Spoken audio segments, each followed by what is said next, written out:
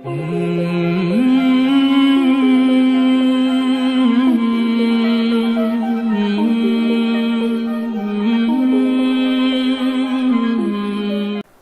السلام علیکم۔ خصوصی پیشکش رہنما کے ساتھ ہم آپ کی خدمت میں آج پھر حاضر ہیں۔ آج شب شہادت امام علی رضا علیہ السلام ہے۔ دوسری صدی ہجری کے آخری زمانے میں وارث حسین غریب الغربا ایک پردیسی آقا جو مدینے سے 3000 کلومیٹر کے فاصلے پر یزید وقت مامون کے ذریعے طلب کیا گیا۔ جب وطن سے نکلا ہے تو ایک عجیب و غریب کیفیت تھی۔ جس طریقے سے کل مظلوم کربلا جب مدینہ چھوڑ رہے تھے تو بار بار اپنے نانا کی قبر پر جاتے تھے اور پھر پلٹ آتے تھے، مگر ہٹنے کا دل نہیں چاہتا تھا۔ ماں کی لحد سے جا جا کے لپٹ جاتے تھے۔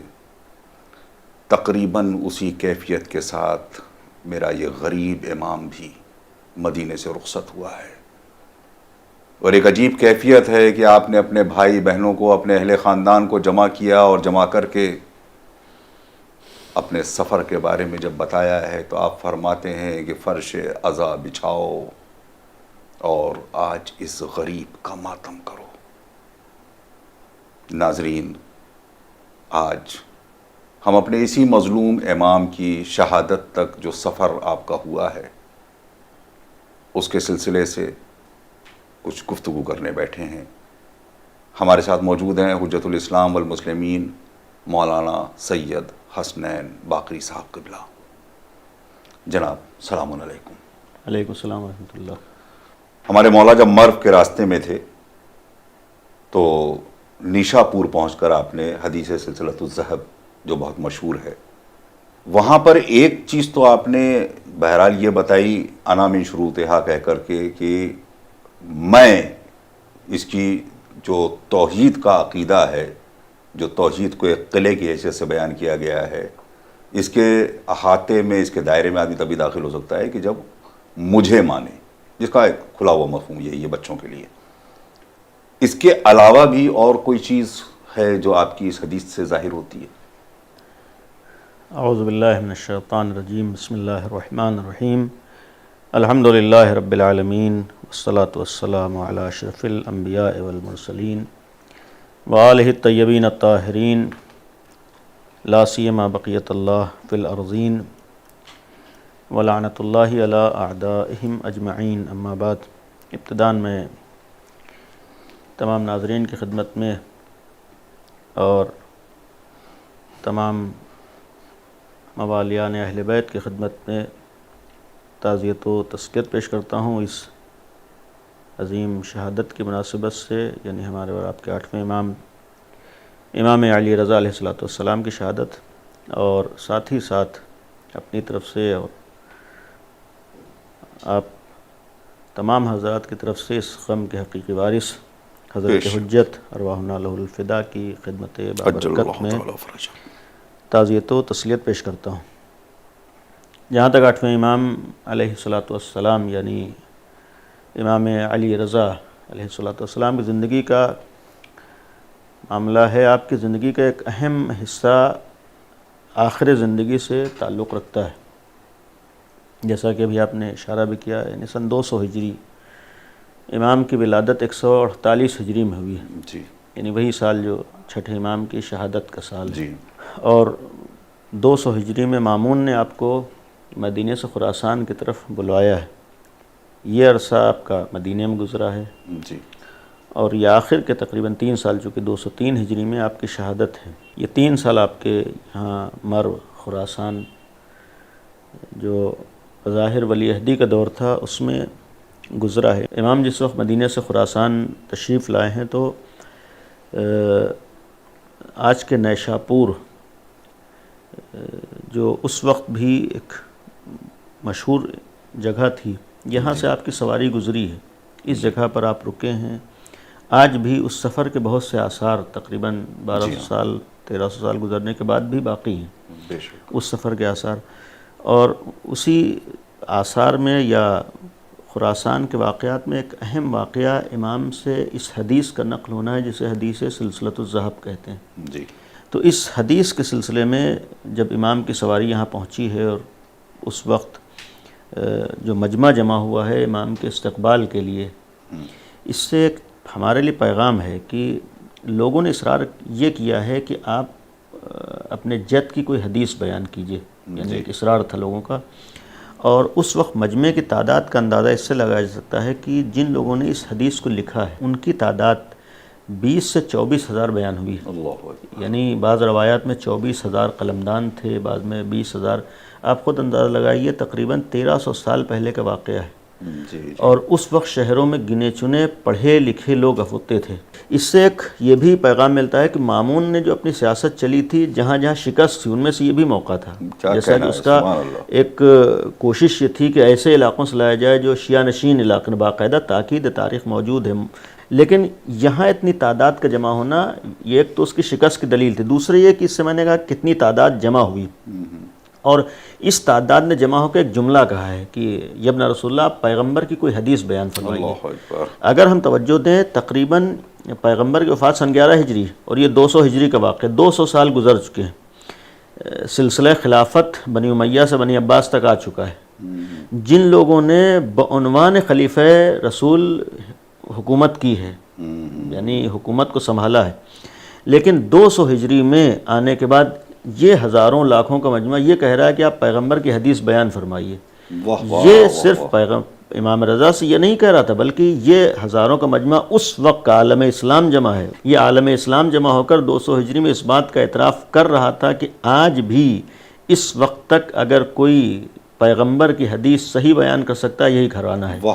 یعنی یہ اعتراف ہوا ہے. دوسری طرف اس حدیث کا ایک کمال یہ بھی ہے جو بات آئی کہ امام نے جب حدیث بیان کی، معمولاً ہمارے ہاں اولاً ہمارا عقیدہ یہ ہے کہ امام مشیت خدا کے تابع ہوتا ہے. بے شک. یعنی یہ مرضی خدا کے تابع ہیں. وہی بات کہتے ہیں جو مرشیت پروردگار ہے، مرضی پروردگار ہے. یہ پیغام الہی کو پہنچاتے ہیں. اس حوالے سے اگر ہم دیکھیں، معمولاً معصومین نے پیغمبر کی حدیثیں بھی نقل کی. ہر جگہ یہ حوالہ نہیں دیا ہے کہ مجھ سے پیغمبر کے ذریعے سے یہ حدیث پہنچی ہے، پیغمبر نے بیان فرمائی، یا خدا کا یہ قول ہے. جی. لیکن اس حدیث کی خصوصیت یہ ہے کہ امام نے اس میں پورا سلسلہ سند بیان کیا ہے. مجھ سے میرے بابا امام حسین کاظم علیہ السلام نے، ان سے ان کے بابا امام جعفر صادق علیہ السلام نے، ان سے امام محمد باقر علیہ السلام نے، ان سے امام زین العابدین علیہ السلام نے. باقاعدہ نام لیے امام نے اس جگہ پر. امام حسن، امام حسین نے، امام حسن نے، امام حسن امیر المومنین نے، امیر المومنین سے پیغمبر نے، پیغمبر سے جبریل، جبریل نے خدا سے. یعنی یہ گویا سلسلہ سند امام بیان کرتا ہے کہ ہمارا سلسلہ پہچانو کہاں سے ہے. یعنی یہ ذکر کر کے، اور پھر دوسری طرف یہ بیان فرمایا جو بھی ہم کہتے ہیں ہمارا سلسلہ یہی ہے. اور پھر تیسری چیز ہے کہ حدیث جو امام نے بیان فرمائی ہے اس موقع پر، حدیث یہ ہے کلمۃ لا الہ الا اللہ حصنی، چونکہ قول خدا ہے، حدیث قدسی ہے، یہ خداوند عالم کا قول ہے کہ لا الہ الا اللہ میرا قلعہ ہے. فمن دخل حصنی امن من عذابی، جو بھی اس قلعے میں آیا، یعنی جس نے بھی اقرار الوہیت کیا لا الہ الا اللہ کا، امن من عذابی، وہ میرے عذاب سے محفوظ رہ گیا. لیکن اس کے لیے کچھ شرطیں ہیں، ان شرطوں میں سے میں بھی ایک شرط ہوں. یعنی گویا اس توحید کے ذریعے سے نجات کے لیے راستہ کیا ہے یا شرط کیا ہے؟ وہ ہے ولایت اہل بیت ہے، ولایت امیر المومنین ہے. لیکن ایک چیز اس حدیث میں قابل غور ہے کہ امام نے یہ حدیث بیان کر کے شاید یہ بھی پیغام دیا ہے کہ اصل مسئلہ توحید کا ہے، یا یہ کہا جائے کہ ہمارا اور لوگوں سے اختلافی توحید کے مسئلے پر ہے. ہم محافظ توحید ہیں، ہم توحید کو پہنچانے والے ہیں، ہمارا مشن ہی توحید ہے. اتنے بڑے مجمع میں کچھ اور بیان کر سکتے ہیں، لیکن اس توحید کو پیش کرنے اصل مسئلہ فرمایا توحید ہے. اور یہ جو میرے مقابلے پہ سلسلہ چلا ہے، یہ میرے مقابلے پہ نہیں آیا ہے، بلکہ میں اس سلسلے کو بیان کر کے دنیا کو واضح کرنا چاہتا ہوں کہ یہ توحید کے مقابلے پر آیا ہے. اور یہ بشرطہا و شروطہا بیان کر کے فرمایا ہے کہ اقرار توحید تو ہر ایک کر رہا ہے، اظہار توحید تو ہر ایک کر رہا ہے. حاکم شام بھی لا الہ الا اللہ کہہ رہا ہے، یزید بھی لا الہ الا اللہ کہہ رہا ہے. لیکن آؤ ہم سے پہچانو کہ یہ صرف لا الہ الا اللہ کہنے والے تو بہت ہیں. امیر المومنین بھی لا الہ الا اللہ کہہ رہے ہیں، اور حاکم شام بھی ہو، یزید بھی ہو، سب لا الہ الا اللہ کہہ رہے ہیں. تو پھر فرق کیا ہے؟ کہ آؤ پہچانو توحید کہتے کس کو ہیں. صرف زبان سے اگر خوارج کہہ رہے ہیں کہ ہمارے لیے خدا ہے، صرف خوارج کہتے ہیں ہمارے لا الہ الا اللہ ہے، یا یزید کہہ رہا ہے لا الہ الا اللہ، یہ لا الہ الا اللہ تمہیں ہرگز نجات نہیں دے گی۔ حق ہے کہ لا الہ الا اللہ حصنی میرا قلعہ ہے، لیکن بشرطھا، جب تک یہ شرط نہ ہو۔ اور اتفاقاً یہ جو حدیث قدسی ہے امام کی، اس شرط کو دوسرے انداز سے بھی امام نے ایک اور حدیث قدسی میں بیان فرمایا ہے، یہ بھی امام ہی سے منسوب ہے کہ ولایت علی ابن ابی طالب حصنی فمن دخل حصنی امن من عذابی، کہ ولایت علی ابن ابی طالب میرا قلعہ ہے، خداوند عالم کا قول ہے، جو بھی اس قلعے میں آ گیا وہ عذاب الہی سے محفوظ ہو گیا۔ تو کیا دو قلعے ہیں؟ نہیں، امام نے یہ لیکن بشرطھا و شروطھا کہہ کر انہی دونوں چیزوں کو جمع کیا کہ اصل تو ہمارے یہاں توحید ہے، یعنی یہ مفہوم تھا کہ جب تک دنیا اس در پر نہ آ جائے خدا تک نہیں پہنچ سکتی ہے۔ اور آج لا الہ الا اللہ کہہ کر اس توحید کو نہ سمجھنا، یہ توحید کے مقابلے پر آنا، یہ توحید کے مقابلے پر کھڑے ہو جانے کا سبب ہی یہ ہے کہ لوگوں نے اس دروازے اور اس راستے کو چھوڑ دیا جس سے توحید کو پہچانتے۔ اور ہمارے اپنے گھر میں بھی محتاط ہو جانا چاہیے کہ امیر المومنین کے اندر صفات الہیہ دیکھنے کے بعد ان کو بھی خدا نہ کہہ بیٹھیں، یہ تو ساری جنگ جو ہے وہ توحید کی ہے۔ یہ تو اصل ائمہ مسلمات کے اصل جو کہا جائے کہ ان کے بھیجنے کا یا ان کے آنے کا سبب ہے بقائے توحید۔ جی یہی، یعنی اہل بیت امیر المومنین، بلکہ اہل بیت کے گھرانے کا پوری قربانیوں کا نچوڑ خلاصہ ہی توحید کی حفاظت تھی، کیا کہنا ہے، پرچم توحید کو بلند رکھنا تھا۔ مامون نے اپنے سگے بھائی امین، ظاہر ہے پورا بچپنا ساتھ گزرا، زیادہ عمر کا فرق بھی نہیں ہے، اس کے بعد جب حکومت کا معاملہ آیا تو اس نے اپنے بھائی تک کو قتل کرنے میں کوئی تحمل نہیں کیا۔ کیا پالیسی تھی، کیا مقصد تھا اس کا؟ اس کے مختلف اسباب تاریخ میں بیان ہوئے ہیں۔ ایک تو اسی جگہ پر ہے، خود بھائی کے اختلاف کے سلسلے میں بعض لوگوں نے اس چیز کو بھی لکھا ہے، خیر یہ تو ایک تاریخی پہلو، لیکن یہاں پر ہے کہ جس وقت امین حاکم ہے، ہارون کے بعد حکومت امین کے ہاتھوں میں آئی تھی، بغداد میں حاکم تھا، اور ظاہر سی بات ہے کہ بنی عباسی دور ہے، ہارون کا دور اقتدار کا دور رہا ہے، اس کے بعد امین تک حکومت منتقل ہوئی، پورے علاقے کا حاکم یہ ہے۔ امین نے مامون کو بلایا ہے، جب امین نے مامون کو بلایا اس نے انکار کیا، اختلافات شروع ہو چکے ہیں، مامون کو بلا رہا ہے امین، اختلافات شروع ہوئے ہیں، تو اس نے فوج بھیجی ہے مامون کو گرفتار کرنے کے لیے کہ گرفتار کر کے پیش کیا جائے۔ اب یہاں تاریخ نے لکھا ہے کہ جب یہ نوبت آ گئی تو خود ہارون نے امام کاظم علیہ السلام کو ایک کمالات کا تذکرہ کیا اور فضائل، تو اس کے بیٹے نے سوال کر لیا، ظاہراً یہی معمول ہی تھا کہ جب ان کی اس حد تک حقیقت کا تمہیں علم ہے تو پھر ان کے مقابلے پہ کیوں ہو؟ تو اس نے یہ کہا تھا کہ یعنی حکومت یہ عقیم ہوتی ہے، جو ہے اولاد کو بھی نہیں پہچانتی۔ اس نے یہ بھی کہا تھا کہ اگر حکومت اور سامنے اولاد ہو تو انسان اولاد کو قتل کر دے گا حکومت کو حاصل کرنے کے لیے، یعنی اندھی کر دیتی ہے انسان کو۔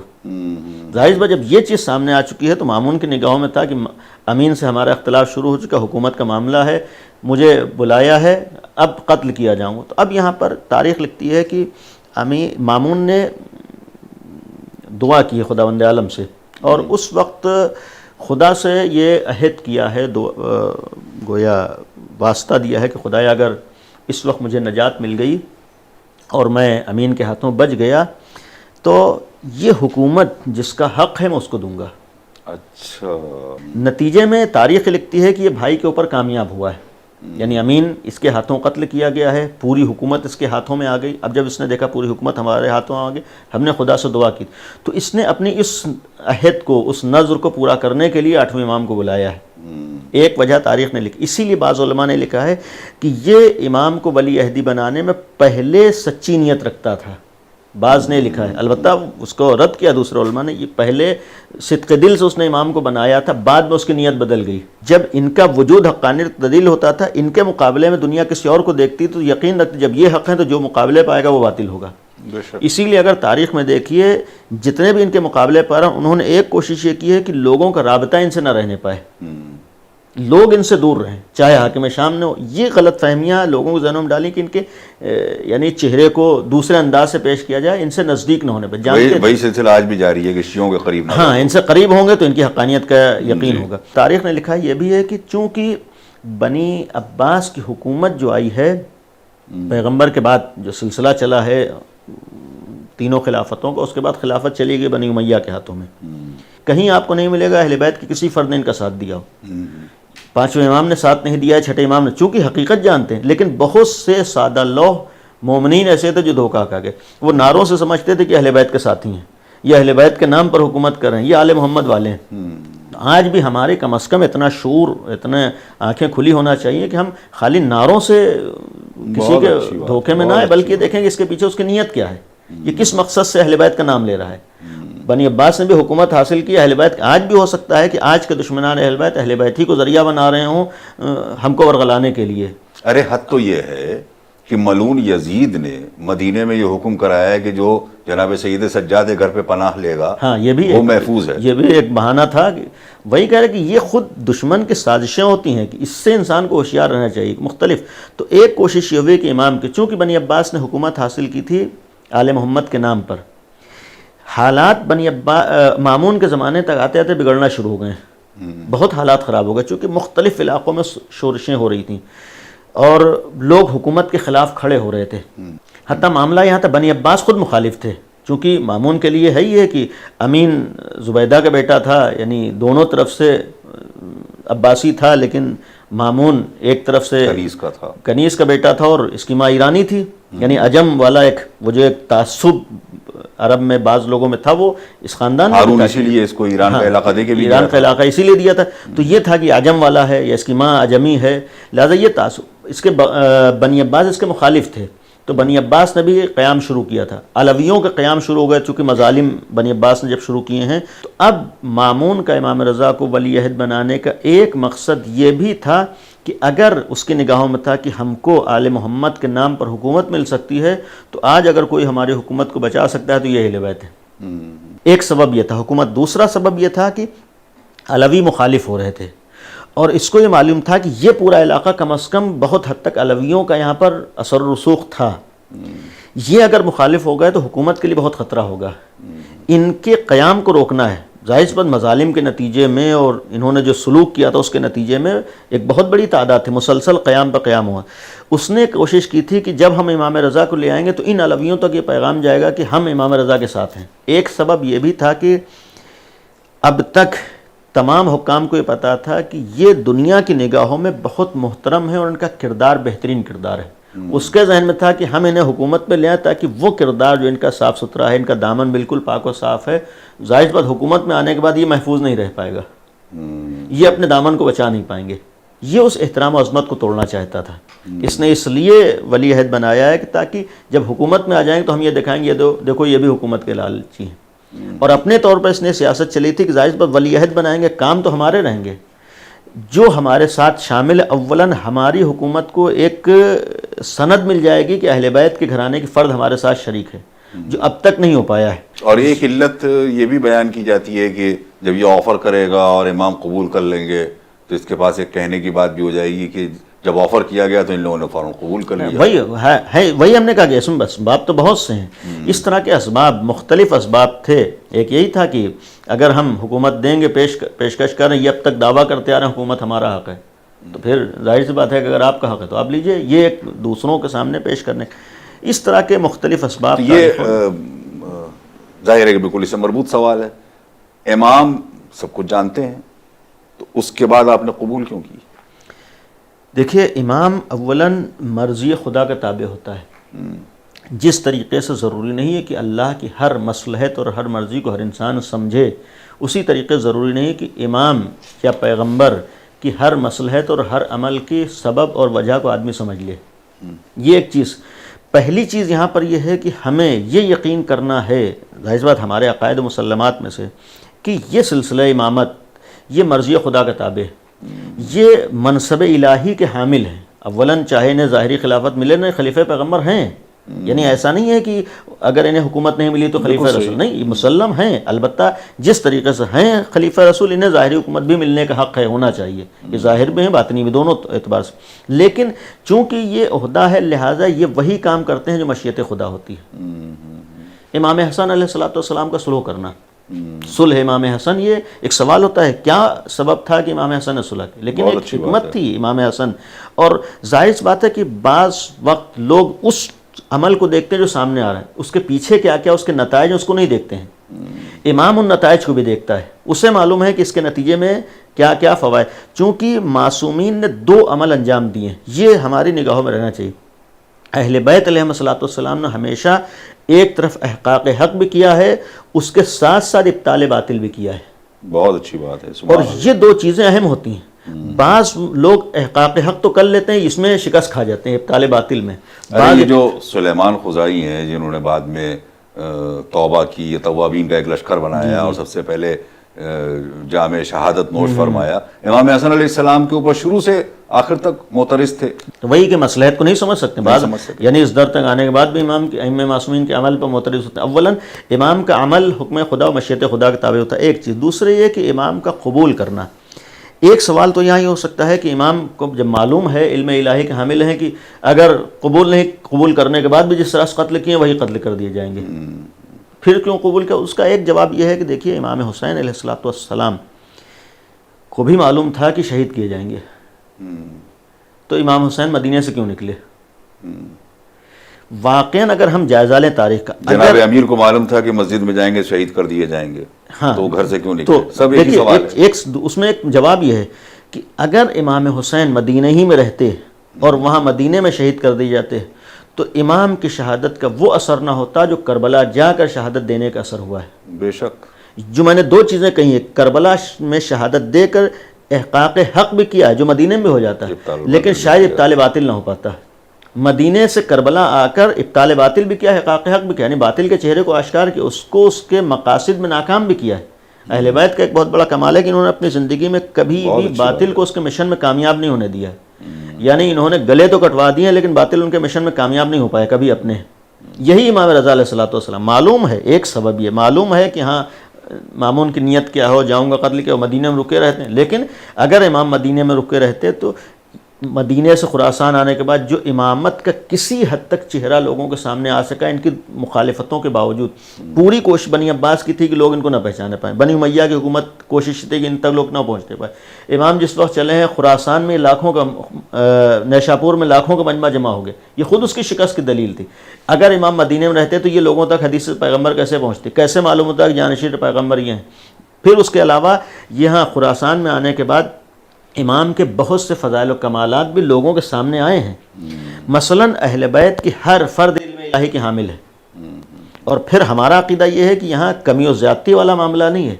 اگر دنیا میں آ کر سیکھ رہے ہوں تو پھر یہ ہو سکتا ہے کہ ایک نے زیادہ سیکھ لے ایک نے کم سیکھ لے، لیکن جو اللہ کی طرف سے سارے کمالات لے کر آتا ہے تو وہ کمی و زیادتی کا معاملہ ہی نہیں ہوتا ہے۔ لہذا جس طریقے سے امیر المومنین عالم ہیں اسی طریقے سے امام باقر بھی عالم ہے، اسی طریقے سے امام تقی بھی عالم ہے، اسی طریقے سے امام عسکری بھی عالم ہے۔ لیکن آپ غور کریں کہ جن ائمہ معصومین کا علم لوگوں کے سامنے آ سکا وہ ہر امام نہیں ہے، جنہیں حالات جن کے سامنے سازگار ہوئے، موقع ملا ان کا۔ مثال کے طور پر 8ویں امام کا مشہور لقب ہے عالم آل محمد، یعنی سب عالم آل محمد ہیں، لیکن عالم آل محمد کیوں؟ یعنی مدینے سے خراسان، اگر مدینے میں رہتے تو یہ بھی چہرہ، جیسے چھٹے امام کے لیے کسی حد تک حالات چونکہ دونوں حکومتیں ٹکرا رہی، موقع ملا تب معلوم ہوا کہ ہاں یہ باقر العلوم ہے، یہ بہت بڑے عالم ہے۔ یہی معاملہ امام رضا علیہ الصلوۃ والسلام کا بھی تھا کہ مدینے سے قبول کیا ہے، تشریف لائے ہیں تاکہ دشمن کو، مخالف کو اس کے مقاصد میں ناکام کریں، اس کے مقاصد میں ناکام کریں، اور ظاہر سی بات ہے کہ یہ وہاں رہ کر، مدینے میں رہ کر ناکامی نہ ہو پاتا۔ امام کے لیے ایک الگ سی بات تمام معصومین میں کہی جاتی ہے کہ امام نے کھلم کھلا اپنی امامت کا اعلان فرمایا، تو آیا جب یہ مرو آ گئے ہیں تو یہاں آنے کے بعد، یہ قبول کرنے کے بعد ولی عہدی، امام اسی طریقے سے شیعت کے لیے کام کر سکے؟ کام تو امام نے، دیکھیے معصومین کے کردار میں یہ ایک اہم پہلو ہو، اس سے ہم غافل نہ رہیں، اہل بیت نے ہمیشہ اپنے فریضے کو پورا کیا ہے، یعنی جو تبلیغ رسالت تھی، جو پیغمبر کی زحمتیں تھیں ان کو بچانا، اس دین اسلام کی جیسے حالات تھے اس حالات کے مطابق انہوں نے وظیفے کو انجام دیا ہے۔ یعنی اس کو آپ شیعت کی تبلیغ نہ کی بلکہ پیغمبر کے لائے ہوئے اسلام کی تبلیغ، جو اصل شیعت ہے، بہت اچھی بات ہے جی، اس اسلام کی حفاظت کی، اس اسلام کو جیسے مثال کے طور چھٹے امام کے زمانے میں 4000 شاگرد، یہ بھی ایک تبلیغ اسلام کا طریقہ تھا۔ 7ویں امام کے زمانے میں بھی تبلیغ شیعت، تبلیغ اسلام اور پیغام الہی کو پہنچانے کا ایک طریقہ تھا۔ وہی امام 8ویں امام چاہے مدینے میں رہے ہوں، جیسے حالات تھے اس کے مطابق عمل انجام دے رہے، مدینے سے یہاں خراسان آ گئے، یہاں بھی وہی فریضہ انجام دے رہے، کیونکہ ان کا اصل مشن توحید کو پہنچانا تھا، توحید کے پیغام کو پہنچانا تھا، مختلف انداز میں، مختلف طریقوں۔ نہیں، جیسے کہ ایک بات یہ ہے کہ وہ جب آپ مدینے میں تھے تو وہاں آپ نے ایک مدرسہ قائم کیا. بہرحال وہ اتنا مشہور نہیں ہو سکا, لیکن مدرسہ قائم کیا اور اس میں آتے تھے آپ کے چاہنے والے, آ کے علم حاصل کرتے تھے. تو ایسی کوئی سچویشن کی جس سے مومنین کو بھی فائدہ پہنچتا رہا ہو, دیکھیے ایسی کوئی چیز آئی اس میں یہاں آنے کے بعد؟ مامون کے علاوہ بلکہ ہر حاکم کی ایک کوشش یہ تھی کہ عام لوگ امام تک نہ پہنچنے پائیں. یہ کوشش یہاں خراسان میں بھی تھی. وہ کامیاب ہوا؟ اس میں تو کوششیں اس نے کی ہیں اپنے طور پر, کوشش تو یہی کرتے لوگ امام تک نہ پہنچنے پائیں. حتیٰ یہ جب ابتدائی میں سوال تھا کہ امام کو جو ولی عہد بنا, اس کا ایک سبب یہ بھی بیان کیا گیا کہ اپنی نگاہوں کے سامنے رکھے کون ان سے مل رہا ہے, کیا ان کی سرگرمیاں ہیں, کیا کوششیں ہیں, کیا کر رہے ہیں, کس طریقے سے پیغامات پہنچا رہے ہیں, نگاہوں میں اپنے رکھنا, یہ خود اس کا ایک مشن ہی تھا لانے کا. لہذا خراسان میں امام کے اوپر نگرانی تھی, امام نگاہوں میں تھے, کون امام کے پاس پہنچتا ہے. لہذا یہ نہ سوچیں کہ عمومی طور پر لوگ امام تک پہنچ رہے تھے, نہیں, لوگوں کی عام طور پر رسائی نہیں تھی. ہاں جب موقع ملتا تھا, مثلا امام کے سامنے بہت سے خود مامون مجبور ہوا ہے مناظرے کروانے پر, البتہ وہ علم دوست تھا. یہ بھی ایک حقیقت ہے کہ جتنے بھی حکام گزرے اس میں سب سے بڑا عالم یہی ہے, لیکن ان مناظروں میں جب موقع ملا ہے تو امام نے تبلیغ کا فریضہ ادا کیا. ہاں, امام نے اپنی ذمہ داری جو فرائض تھے, جو پیغام پہنچانا تھا, اس طریقے سے بھی امام پہنچاتے رہے. عجیب مظلومیت ہے امام کی کہ آپ مدینے سے جب نکل رہے ہیں تو اہل خانہ سے آپ فرما رہے ہیں کہ فرش عزا بچھاؤ اور مجھے اس طریقے سے رخصت کرو جیسے ایک جنازہ رخصت ہوتا ہے. کیا حالات پیدا ہوئے جو آپ شہید ہوئے, اور کیا آپ نے خود اپنی شہادت کو کس طریقے سے بیان فرمایا ہے؟ یہ بہت زیادہ یا تو ہم کو امام حسین علیہ السلام کے سلسلے میں ملتا ہے, خود امام نے اپنی شہادت کا ذکر کیا ہے. میں چاہتا ہوں کہ متعدد مواقع اس کو آپ بیان فرمائیں. کہ بہرحال غم کی شب ہے اور شہادت کی شب ہے. مدینہ سے نکلے ہیں گویا خبر دیتے ہوئے اور لوگوں کو متوجہ کرتے ہوئے آمادہ کیا ہے, اور یہ بھی گویا ظاہر کر دیا تھا کہ اب یہ میرا آخری سفر ہے اور اس سفر سے واپسی نہیں ہوگی. اور یہی وجہ تھی کہ جب نکلے ہیں تو معصومہ قم بھی جو اپنے بھائی سے بہت زیادہ محبت کرتی تھی, وہ بھی ان حالات میں یہ سننے کے بعد کہ اپنے شہادت کی خبر دے چکے ہیں, اب بھائی کا واپس آنا ناممکن ہے. لہذا آپ بھی مدینے سے نکلی ہیں اور پھر وہ واقعات میں ہیں کہ قم میں آنے کے بعد آپ کی وفات ہوئی. تو جس وہ مدینے سے آئے ہیں, گھر کی بھی عجیب و غریب کیفیت تھی. اب ایک ایسے انسان کے لیے جو کیفیت امام حسین کے سلسلے میں بیان ہوئی ہے, یہ بھی ایک عجیب و غریب 8ویں امام اور امام حسین کے غم مماثلت ہے غم کے اعتبار سے. جس وقت امام حسین رخصت ہوئے مدینے سے تو وہ بھی ایک عجیب و غریب کیفیت تھی, عجیب و غریب عالم تھا کہ جس وقت نکل رہے ہیں تو مڑ مڑ کے مدینے کو دیکھتے تھے.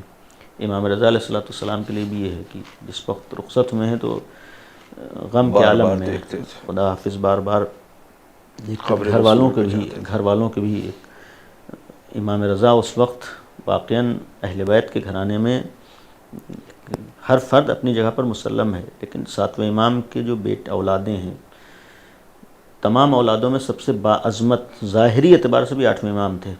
یعنی صرف امامت اور معنوی اعتبار سے نہیں, ظاہری اعتبار سے بھی ایک اس خاندان کے بزرگ یہی تھے, تو ایک بزرگ خاندان جا رہا تھا.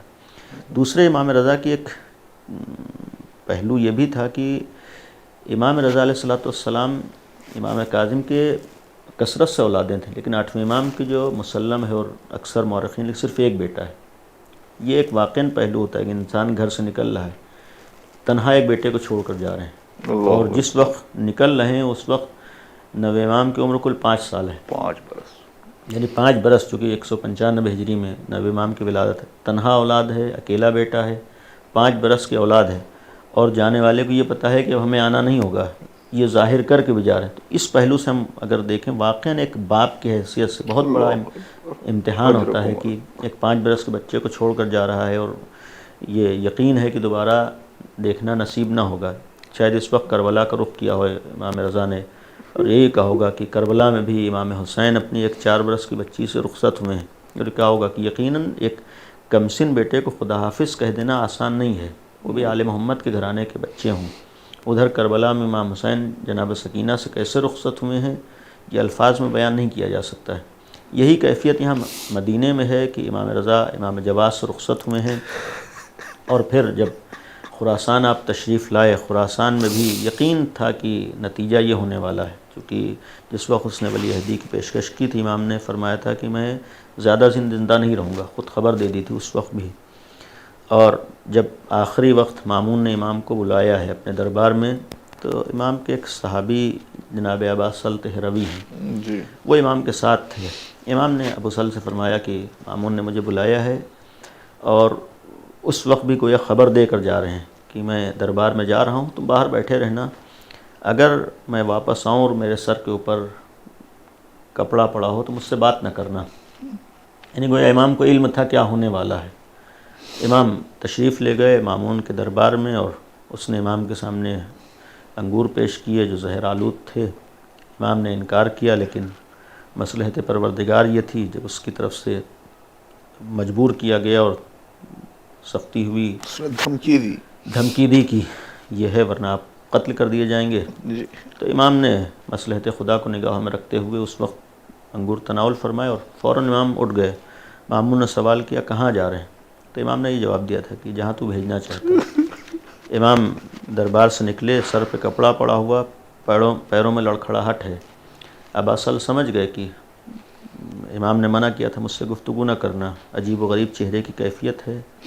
امام بیت الشرف میں تشریف لائے اور آنے کے بعد ابا سل سے فرمایا ابا سلط مجھے زہر دیا گیا ہے، اور ابا سلط مجھ پر زہر کا اثر ہو رہا ہے، میں چند لمحات کا مہمان ہوں۔ اب تصور کریں غریب الوطنی میں کوئی ہو، انسان اگر اپنوں کے ساتھ ہو، اپنے اعزاء اور رشتہ داروں کے ساتھ ہو تو آخری لمحات اس کے لیے کسی حد تک قابل تحمل ہوتے ہیں، لیکن پردیس کی موت بہت سخت ہوتی ہے، اور اس وقت جب اپنا کوئی پاس میں نہ ہو۔ ایک روایت میں ہے کہ چاہنے والے ابا سلط ہیں جو امام کے پاس موجود ہیں۔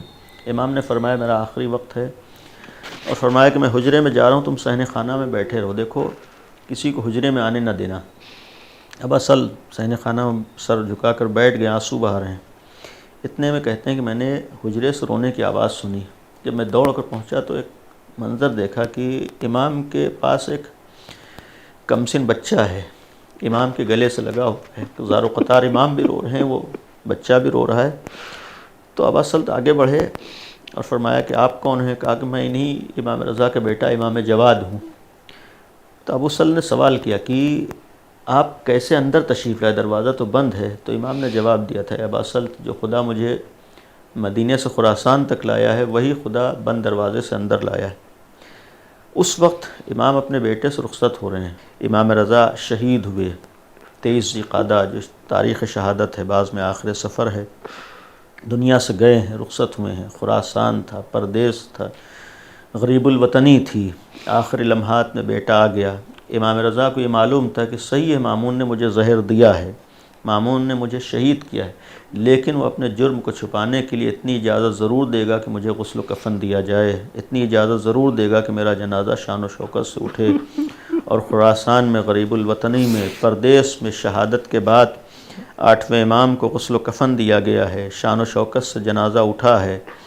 کیوں نہ عرض کروں کہ مدینے سے آنے کے بعد خراسان میں شہادت پانے والے امام رضا نے اس وقت شہادت پائی کہ کربلا کا رخ کر کے یہی کہا ہوگا اے جد مظلوم آپ کا جنازہ بے گور و کفن پڑا تھا، یہی تو کہا ہوگا اے سید سجاد آپ اولاد تھے، آپ موجود تھے، آپ کی نگاہوں کے سامنے باپ کا جنازہ بے گور و کفن تھا۔ سيعلم الذين سلموا أي منقلب انا للہ و انا الیہ راجعون۔ مظلوم کربلا کے بعد ہمارے ائمہ کا اکثر یہ دستور تھا، آپ زہر سے سبھی شہید کیے گئے، مگر جب آخر وقت آتا تھا تو اپنے بچوں سے کہتے تھے کہ مجھے خاک پہ لٹا دو تاکہ ہم بھی اپنے جد مظلوم کی طرح تڑپ تڑپ کر اس دنیا سے جائیں۔ ناظرین، یہی ہمارے اس غریب امام نے بھی کہا کہ بیٹا مجھے اب خاک پر لٹا دو، میں بھی چاہتا ہوں جس طریقے سے ہمارے جد نے تڑپ تڑپ کے کربلا کی جلتی ہوئی خاک پہ دم توڑا تھا، میرا بھی دم اسی طریقے سے نکلا۔ ناظرین، آج ہم آپ سے یہی اجازت چاہتے ہیں، خدا حافظ و ناصر، والسلام علیکم ورحمۃ اللہ وبرکاتہ۔